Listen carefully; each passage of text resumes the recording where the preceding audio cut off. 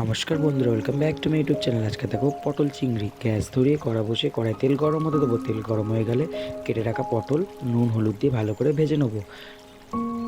ভাজা হয়ে আসলে এদিকে কেটে রাখা আলু দিয়ে ভালো করে আলু পটল ভেজে একটা পাত্রে তুলে নেবো। ওই তেলের মধ্যে ছাড়িয়ে রাখা চিংড়ি মাছ নুন হলুদ দিয়ে ভেজে একটা পাত্রে তুলে নেবো। কড়াই ধুয়ে আবার গ্যাস ধরিয়ে কড়া বসিয়ে তেল গরম হতে দেবো। তেল গরম হয়ে গেলে কুচানো পেঁয়াজ, কুচানো টমেটো, আদা রসুন বাটা ভালো করে দিয়ে কষিয়ে নেবো। পরিমাণ মতো নুন, হলুদ গুঁড়ো, লঙ্কার গুঁড়ো, জিরের গুঁড়ো দিয়ে ভালো করে কষিয়ে নিতে হবে। কষানো হয়ে গেলে ভেজে রাখা চিংড়ি মাছ দিয়ে দেবো। দিয়ে ভালো করে কষিয়ে নিয়ে ভেজে রাখা আলু পটল দিয়ে ভালো করে কষাতে হবে। কষানো হয়ে গেলে জল দিয়ে দেবো। ঢাকা দিয়ে ফুটে আসলেই গরম মশলা গুঁড়ো দিয়ে নামিয়ে নেবো। আমার পটল চিংড়ি রেডি। আমার ভিডিও যদি ভালো লেগে থাকে লাইক কমেন্ট শেয়ার করে দেবেন, পেজটাকে ফলো করে দেবেন নিত্য নতুন ভিডিও পাওয়ার জন্য।